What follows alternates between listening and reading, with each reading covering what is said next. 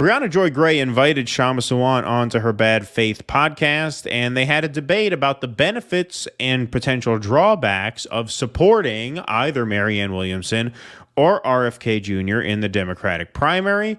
There's a bit of video here to play, but we will comment as we go. So let's get started.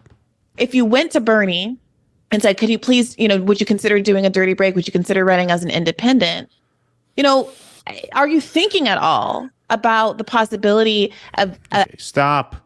If you went to Bernie and said, or one of the RFK Marianne, if you're considering doing a dirty break right away, you're in fantasy world. You're in fantasy land. I'm sorry, you're not living in reality. You're living in a world that you wish existed because you don't like not having a candidate to back in a race, and you're having a hard time processing. You just what can't to imagine. Do. Right. You can't imagine. Right. And they also, we've talked about this, and look, I mean, I think Bree has good intentions, unlike a lot of people in this space. But hey, if you have a show like this, I think especially we didn't really have this show in 2016 and 2020. We were writing articles by 2020, but we weren't really doing this. They're in this habit, I mean, this is how they think of election cycles. They just can't even think of not getting involved in the primary game. And as you point out, just because of the way the cookie crumbled, where Trump won, so you had an open primary for the Democrats again in 2020. In 2020, right. Like they've just never experienced this in the time that they've been in this space. Right. And they just are having an existential crisis here. What do we do? What do we talk about on these microphones? Right. What do we talk about? Right. Bringing that question to someone like RFK Jr. or Marianne, whoever else might enter into the race. And if they were to do that and did have some energy behind them, is there something about those candidates that you think makes them fundamentally not someone you would want to kind of partner with in that way? Or do you see that as a real possibility? What a ludicrous question. If two candidates who have not promised a dirty break, if they promised a dirty break and they had energy behind them, which they really don't have, would that be worth supporting? Here's Kshama Sawant. First of all, I would say the onus is not on us as working people to provide support for them and then try to glean out maybe there is something worth supporting. It's on them. If they're going to run as alternatives to Biden, then the onus is on them to show why they are fighting for, how they are fighting for working people, or that we should see them as fighters for working people. I think. Okay, so this is interesting because what Kshama says there is obviously 100% right. Right. But if you see Bree's face, Kshama's not talking to a working person. Kshama's talking to a podcast host who wants a candidate, right? Kshama's talking to a recruiter. She's not talking to an ordinary person. So Kshama says, well, look, it's not on us to go and ask them, would you be interested in doing this? It's on them to present their case to us. But the incentives are not what she realizes. Kshama's talking to Briahna Joy Gray, who, as we just said, can't imagine not having a candidate to back. And so that's where she's talking past her a bit. But no, absolutely correct. Them to show why they are fighting for, how they are fighting for working people, or that we should see them as fighters for working people. I think, Briahna, the bar has to be very high. It can't be based on the feeling of desperation that I know a lot of people are feeling, that, we don't want Biden, we need an alternative. Okay, so let's it can't be based on a feeling of desperation that, we don't want Biden, we need an alternative. You can't try and wish cast your way into a candidate out because you're feeling desperate, which is exactly what Briahna and Kyle and Crystal, that's exactly what they're all doing. They're desperate for a candidate, and so they're trying to concoct a case why this candidate is worth supporting. And Kshama, who's an actual movement person, an actual movement leader, says, no, of course we can't do it that way. This is part of the problem, and I have a lot of respect for Briahna. I think she's done a lot of great work and continues, I'm sure, will continue to do a lot of great work. In the end, she is limited by her class perspective, We talked about this when we were on with JB. To me, if you don't know what it is to look into an empty refrigerator and not be sure how you're going to put any food in it, you just have a certain perspective. You'll just never really see things that way. You'll just never really understand it. Your class consciousness is always going to be somewhat theoretical. With the best of intentions, you're just not going to think like somebody who has known poverty, who has known what it is to be up Schitt's Creek without a paddle. When you got money to fall back on, you're never really up Schitt's Creek without it. You always got a paddle. You got money. Right. Like, you don't know what it is to be like, man, I don't know what's going to happen to me. And once you've experienced that, it gives you a really, and especially if you grew up experiencing that, it gives you a really different perspective on things. So what Briahna doesn't get here, I think the fundamental thing that, and what Kshama is saying here is very similar to what Nick said when he had Marianne on. We are working people. We can't afford to play dress up. We can't afford to go pretend that these candidates are viable. You can. You're a Harvard-trained lawyer. You can afford to play politics. We can't afford. This isn't a game for working people. We don't have the time. We don't have the resources. A lot of the people in our movement are working their asses off just to keep their heads above water. They don't have time to be coming home and making phone calls for RFK Jr. for no fucking discernible reason.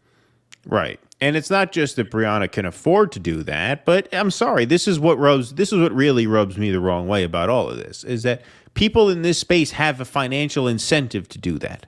The incentive is to grow the channel. Now, I'm not saying Brianna's grifting in the way that Kyle is, because she's not, but I'm saying the incentive there is the same. Right. And that's what's frustrating to me, is like, why not just do this the honest way? The way we do it. The way RBN does it. The way Hardlens Media does it. Why not just do it the right way? Why do you have to gin people up with all this fucking bullshit for? Right. You know what I mean? Like, look, Vanguard, they don't have too many tools in their box. They really can't afford to do it the right way. Brianna's smart enough to do it the right way. You know what I mean? Like, Crystal's smart enough to do it the right way. The Vanguard is basically like a side quest in an episode of Fargo where they did like a little side story about the delivery van guys. Exactly. And then you never see those characters again. Yeah, like, in a way, I don't really fault them. They bring them back for the season finale, maybe. Right. It's like a callback. Yeah, exactly. All right, here we go. Let's maybe Marianne it is, maybe RFK Jr. I don't think that approach. All right, sorry, let me just keep going. This is good. Briahna, the bar has to be very high. It can't be based on the feeling of desperation that I know a lot of people are feeling, that, you know, we don't want Biden, we need an alternative. Okay, so let's maybe Marianne it is, maybe RFK Jr.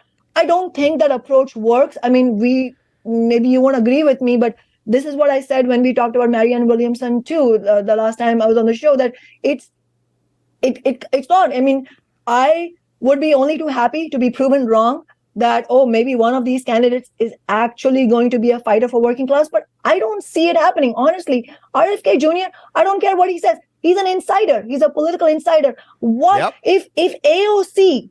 Kshama, so was Bernie. I mean, no. Bernie was not an insider in the way that RFK is. It's simply not true. But Kshama, Bernie was in Congress for like 40 years. I mean, this is not a criticism. I love Bernie, but you know.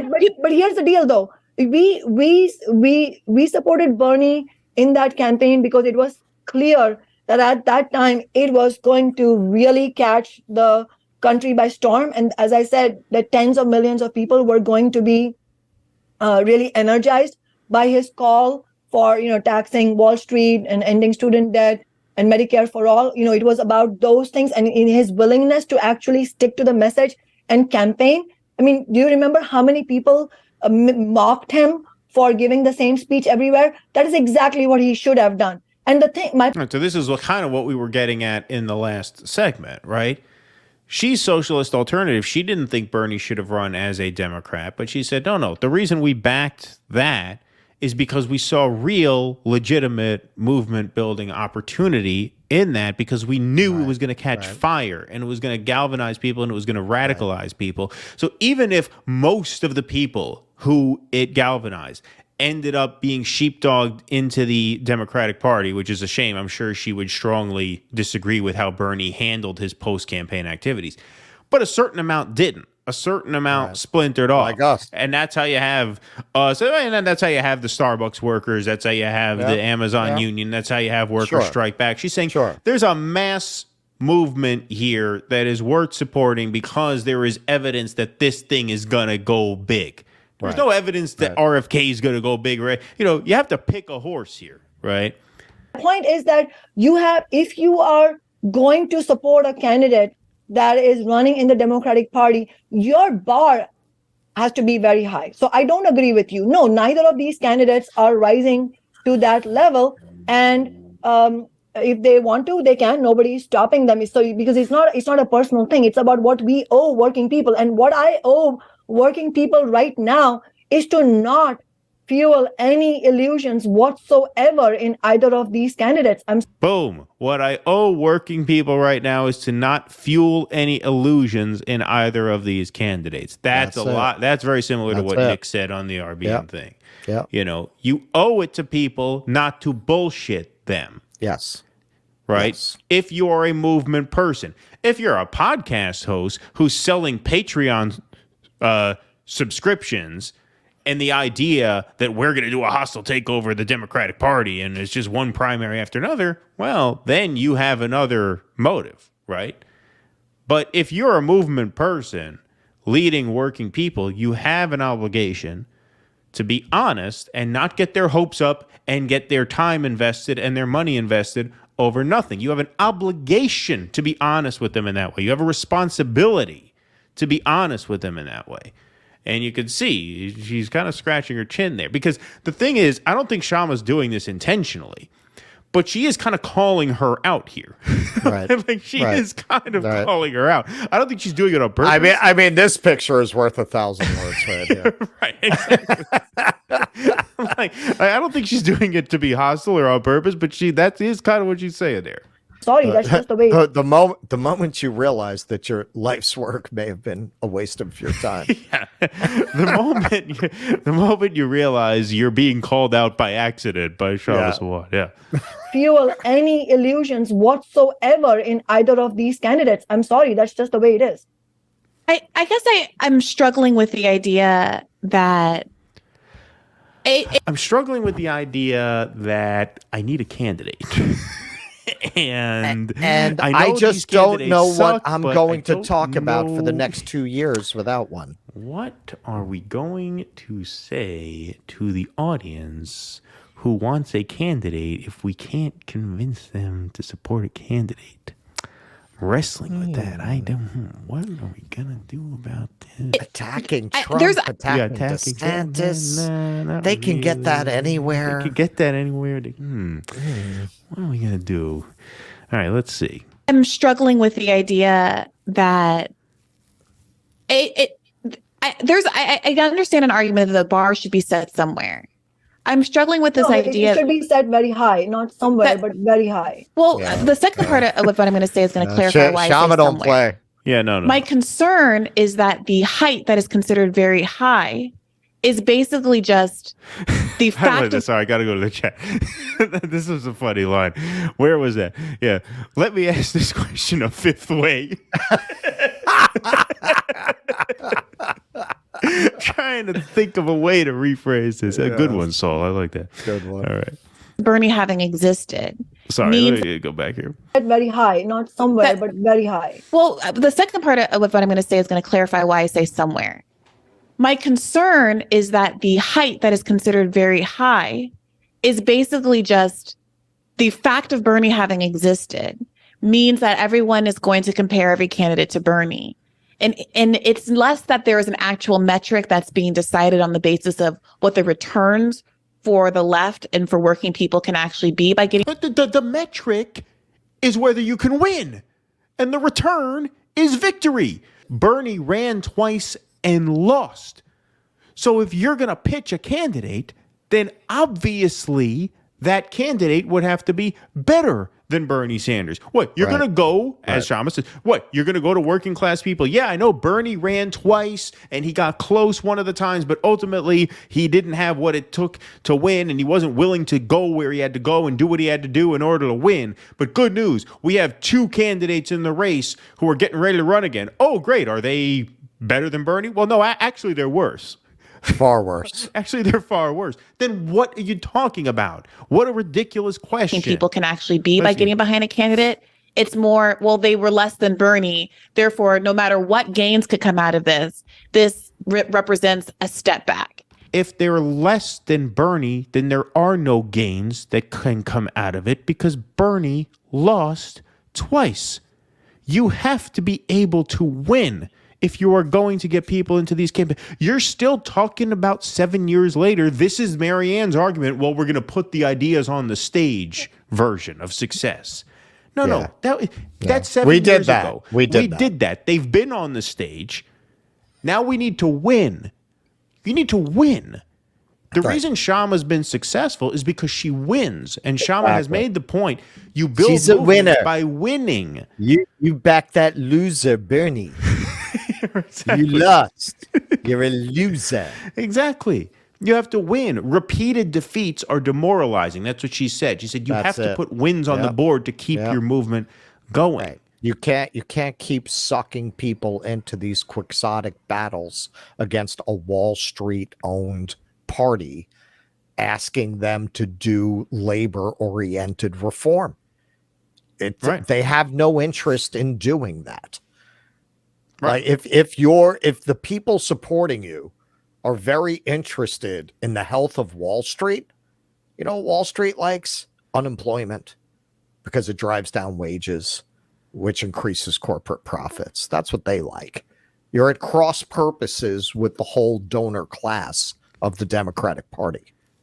And it's not entirely clear to me, and it could be I could be convinced, but it's not entirely clear to me that the fact of a candidate being worse than Bernie means there still aren't real, tangible, valuable gains that could be had for the left and for working people by using their candidacy to advance various policies that are identical to Bernie's policies. Okay, so then there's a few minutes of talk where they talk about something that's kind of unrelated. For the interest of time, we're going to skip ahead a little bit to where Kshama addresses that point. So here we go.